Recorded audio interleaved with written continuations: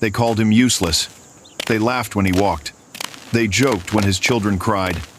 Jacob was a poor farmer. No money, no good clothes. A sick wife waiting at home.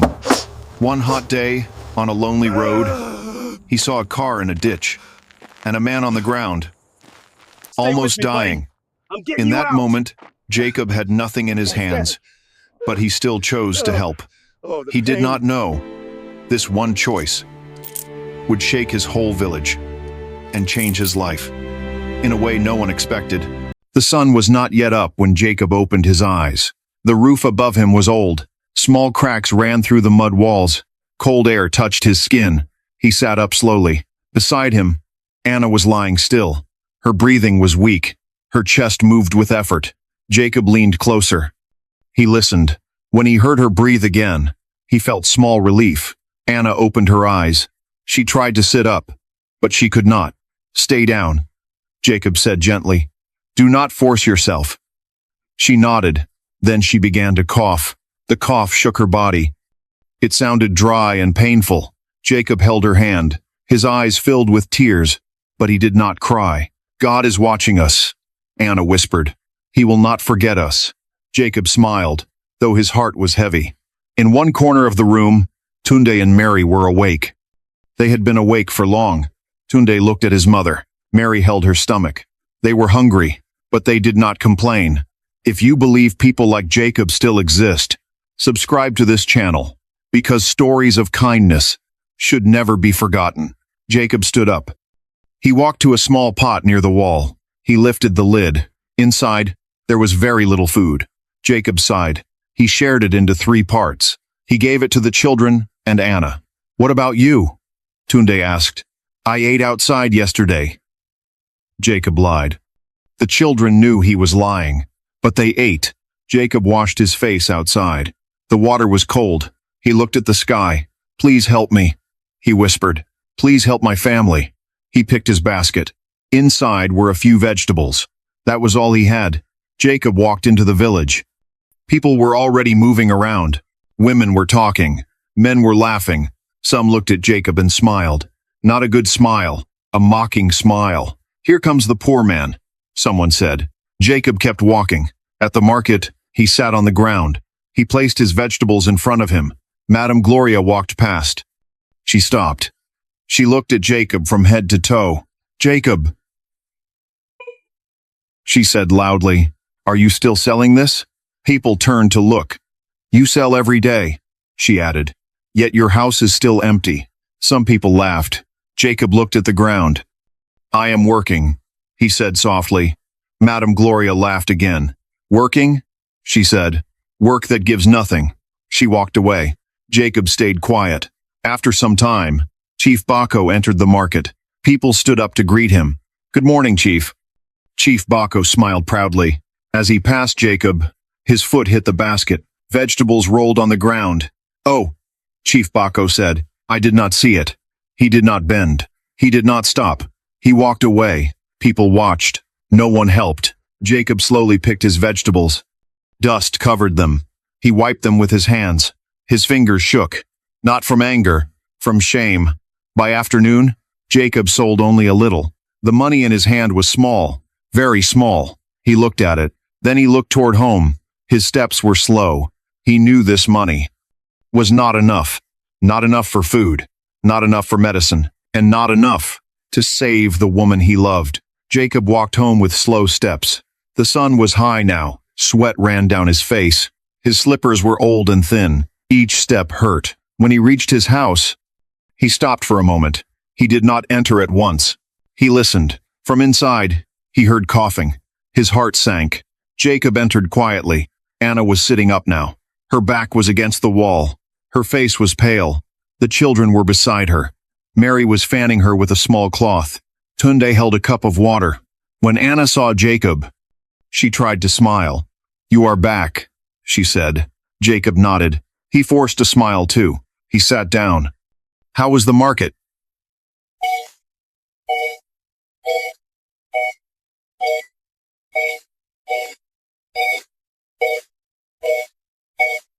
Jacob opened his hand. He showed her the money. Anna looked at it. She said nothing. She already knew. Jacob looked away. I tried, he said softly. I really tried. Anna reached for his hand. I know, she said. You always try. She began to cough again. This time, it was worse. Jacob stood up fast. He held her shoulders. Easy, he said. Please. The coughing stopped after some time. Anna was breathing hard. Tunde looked scared. Papa, he said. Will Mama be okay? Jacob looked at his son. He wanted to say yes, but the words did not come. I will find help, Jacob said at last. I promise. That evening, a local doctor came by. The doctor was old. His bag was worn. He checked Anna. He listened to her chest. Then he shook his head slowly.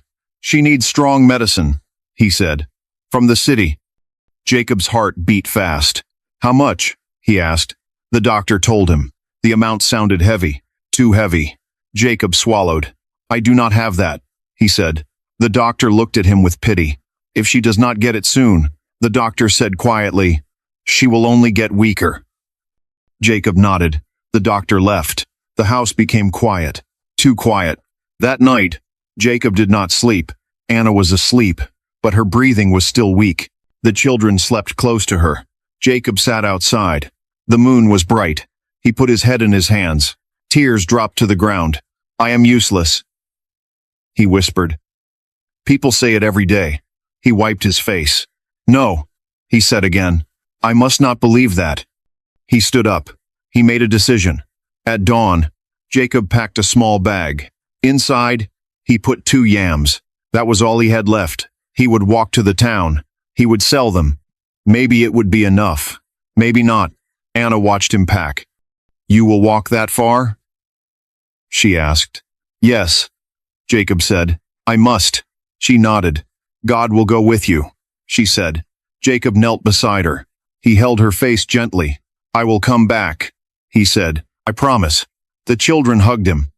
Be careful, Mary said. Jacob smiled. He stepped out. The road ahead was long. The sun was not yet hot. Jacob did not know that this same road was about to change his life. He did not know that before the sun set, his kindness would be tested. And the man everyone called useless was about to do something that the whole village would never forget. Jacob walked on the long road alone. The air was cool in the morning. Birds were making soft sounds. His steps were slow, but steady. The 2 yams in his bag felt heavy. Not because of weight, but because of hope. Each yam was a prayer for Anna, a prayer for life. As the sun rose higher, the road became hot. Jacob's slippers were worn. Small stones hurt his feet, but he did not stop. He wiped sweat from his face. Then he walked again. After many hours, Jacob heard a strange sound, a low groan. He stopped. He looked around. The road was empty. Then he heard it again. Help.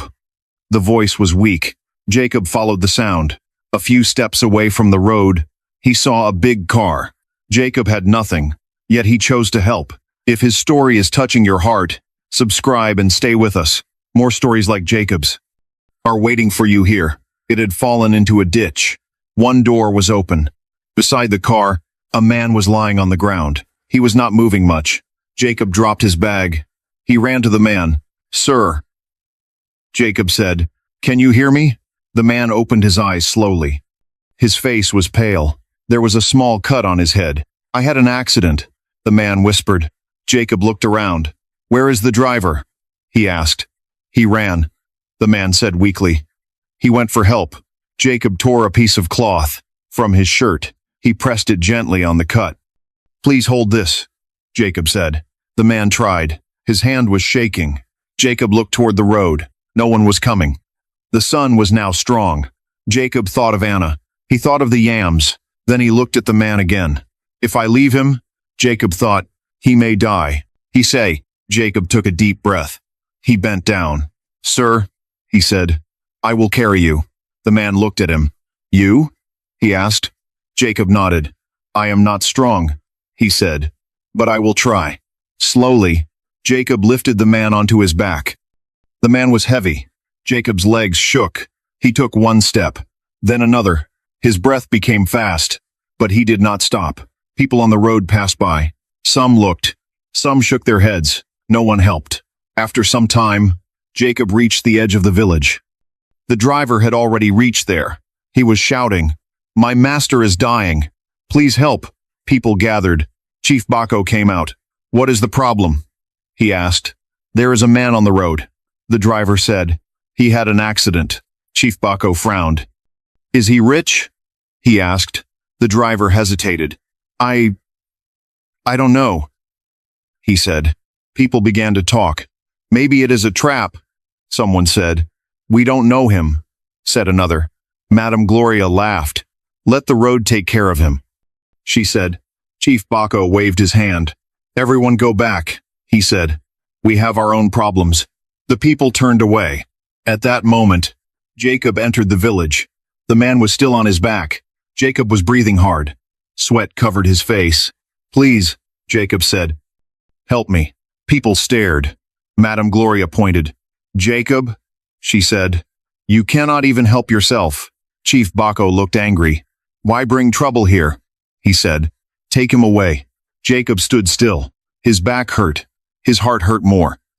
"If I take him away," Jacob thought, "where will I go?" Then he made a choice. He turned. He walked toward his small house.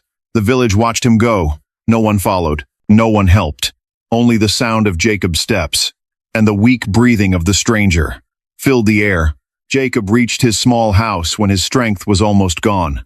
His legs were shaking. His back was burning. He stopped at the door. He breathed in deep.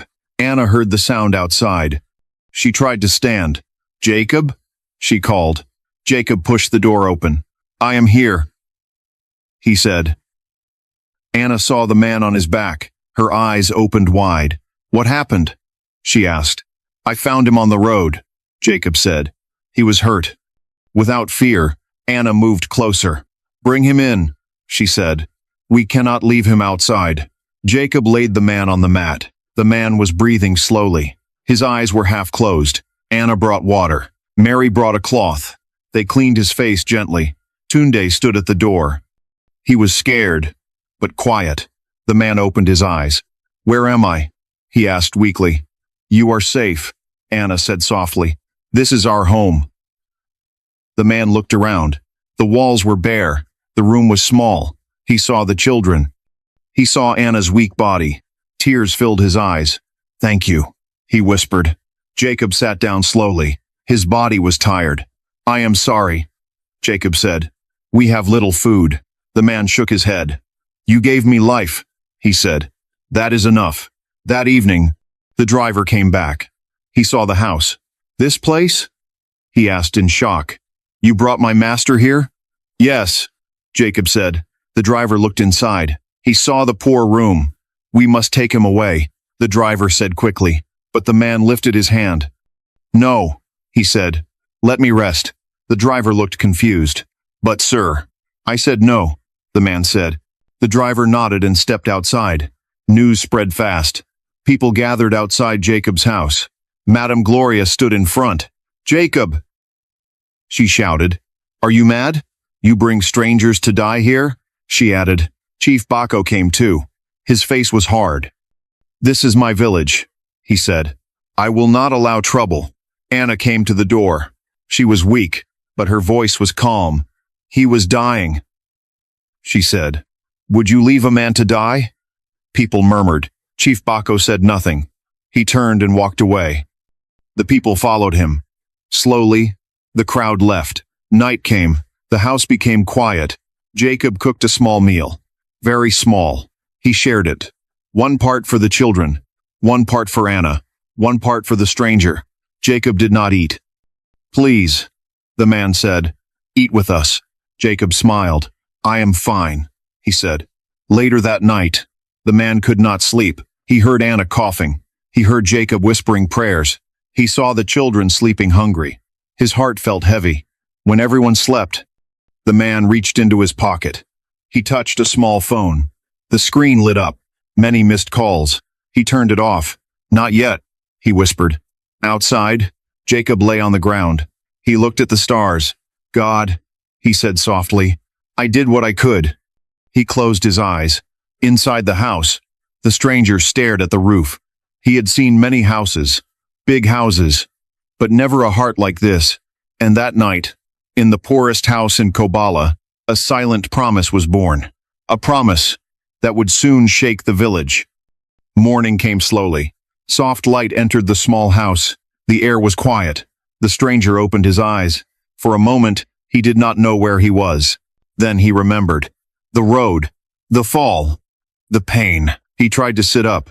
His body hurt. Anna noticed. "Please rest," she said softly. "You are still weak." He nodded and lay back. Jacob entered with a small bowl of water. "Good morning," Jacob said. The stranger smiled faintly. "Good morning," he replied. Jacob placed the bowl down. "This is all we have," he said. "I am sorry." The food was very small, very plain, but the stranger looked at it as if it was something great. "Thank you," he said. They ate together. Jacob ate only a little. He pushed the rest toward the children. The stranger noticed. He felt something move in his chest. "Why do you not eat?" he asked. Jacob smiled. "They need it more," he said. After some time, the stranger stood up slowly. "I can walk a bit now," he said. Jacob nodded. "I will help you," he said. Outside, the village was waking up. People passed by. The stranger walked in Jacob's old clothes. They were loose on him. They were torn. People looked at him. Some laughed. Some whispered, "Who is that man?" Someone asked. "A beggar," another said. The stranger felt the shame. He said nothing. They reached the well. Jacob took water. The stranger waited. A woman pushed past him. "Move," she said. "You are blocking the way." The stranger stepped aside. He felt the pain in her words. As they walked back, the stranger asked softly, "Do they treat you like this too?" Jacob nodded. "Every day," he said. The stranger was quiet. Later that day, the stranger walked alone. He wanted to see more. He went to a small shop. "Please," he said, "can I have some water?" The man at the shop looked at him. "Do you have money?" he asked. "No," the stranger said. "Then go," the man replied. The stranger walked away. He went to another house. An old woman opened the door. Before he spoke, she shut it. The stranger stood still. He felt the weight of poverty. He understood. Back at Jacob's house, Anna was coughing again. Jacob was worried. The stranger sat beside her. "Does the medicine help?" he asked. Jacob shook his head. "We need medicine from the city," he said. "It is costly." The stranger looked down. He said nothing. That evening, Jacob returned from the market. He had sold one yam. The money was small. He placed it on the floor. "I sold it cheap," he said, "so I could buy bread." The stranger looked at him. "You sold your yam for me?" he asked. Jacob smiled. "You are our guest," he said. "We must care for you." The stranger closed his eyes. Inside his pocket, his phone vibrated. He did not answer. He waited. He wanted to see more. He wanted to be sure. Because kindness, he knew, is not shown in one moment. It is shown again and again.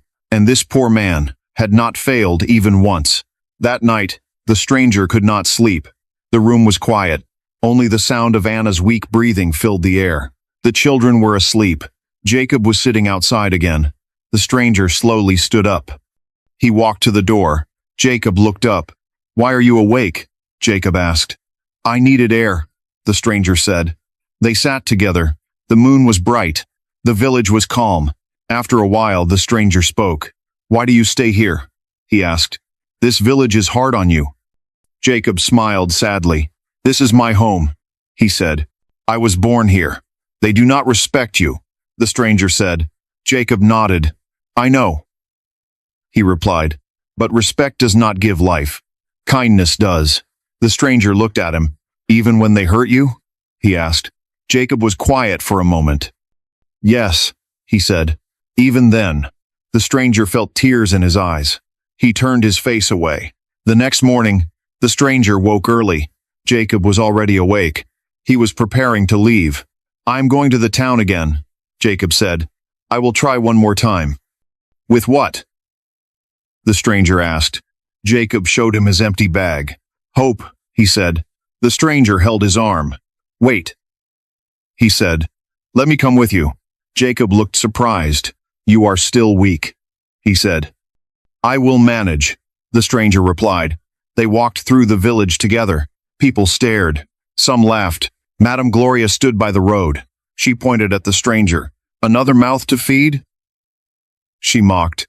Jacob, you will never learn. Jacob said nothing. They reached Chief Baco's house. The stranger looked at it. Big, clean, guarded. He walked closer. Please, the stranger said. Can I speak to the chief? The guards laughed. Who are you? One asked. No one, the stranger said. Then leave, the guard replied. The stranger stepped back. Chief Baco came out. He looked at them with pride. Why are you here? He asked. Jacob lowered his head. I only came to pass, he said. Chief Baco turned to the stranger. And you? He asked. I am staying with Jacob, the stranger said calmly. Chief Baco laughed. Then you are also useless, he said. People laughed around. The stranger felt the words like a slap. But he stayed calm. They walked away. On the road, the stranger stopped.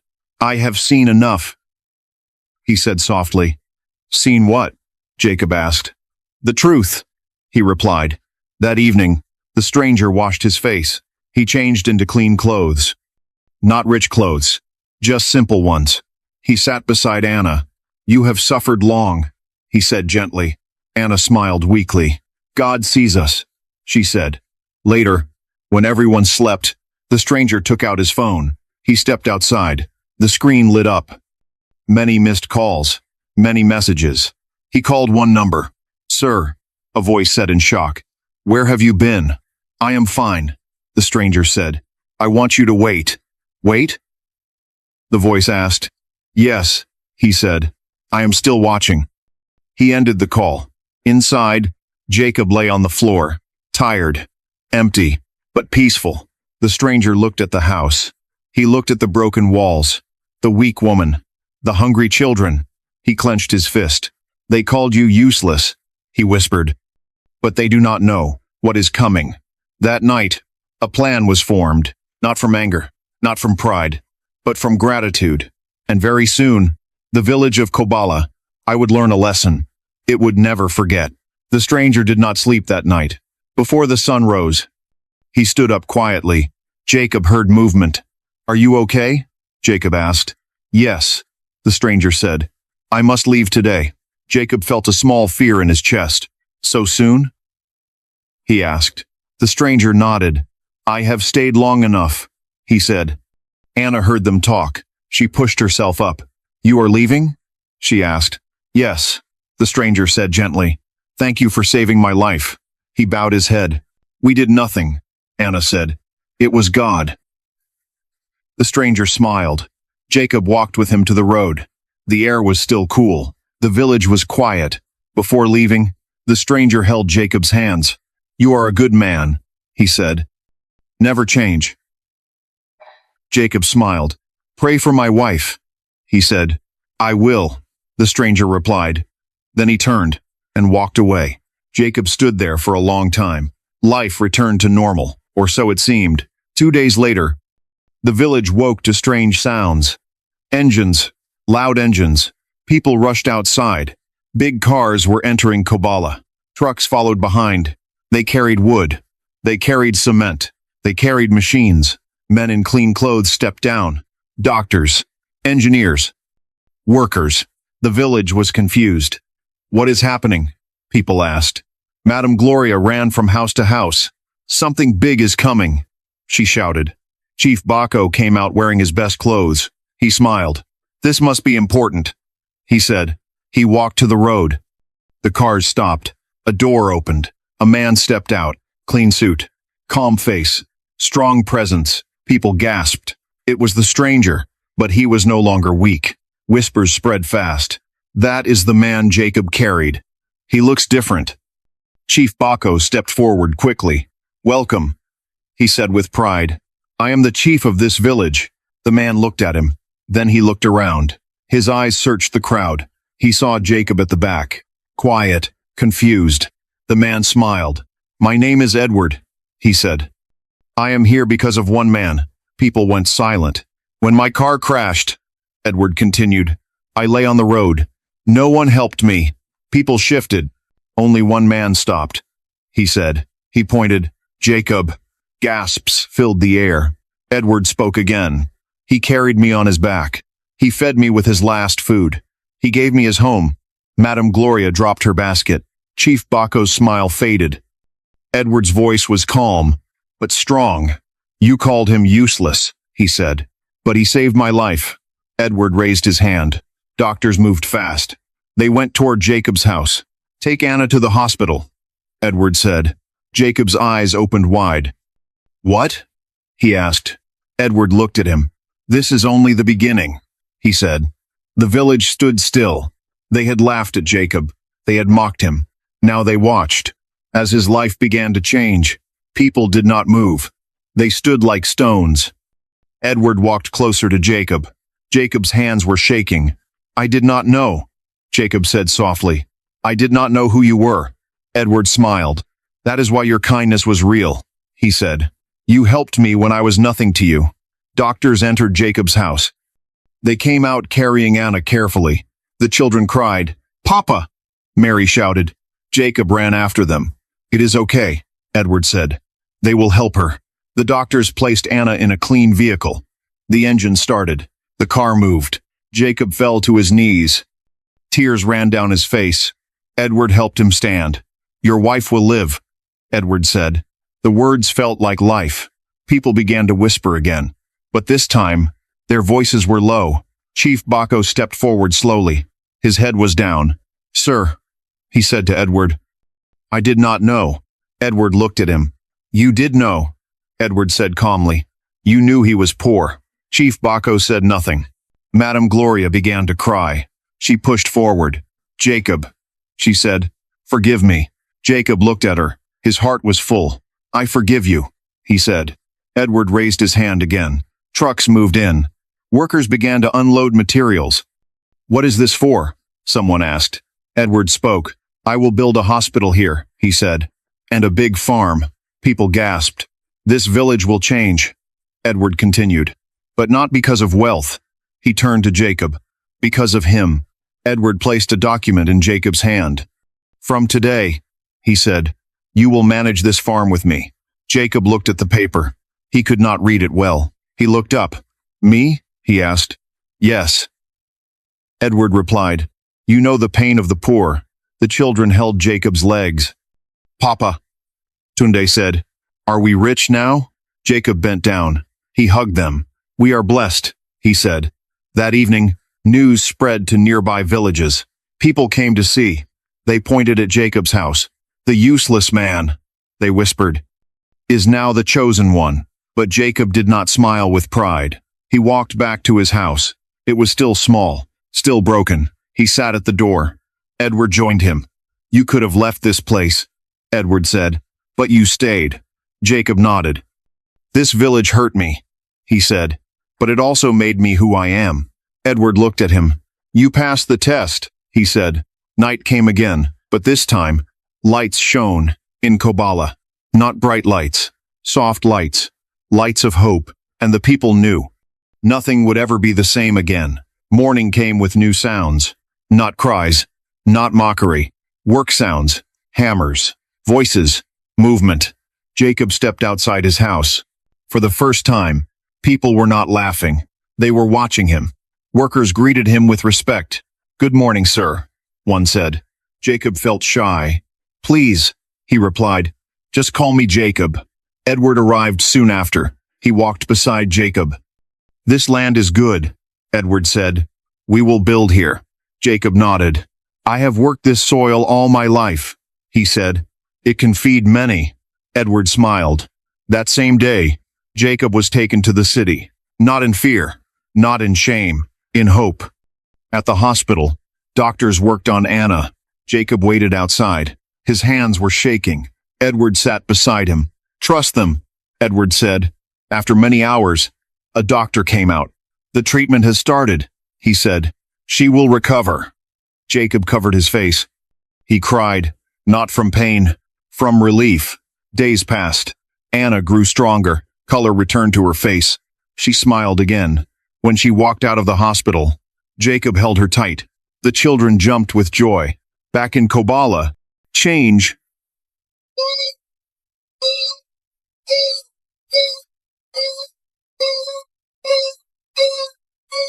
Change.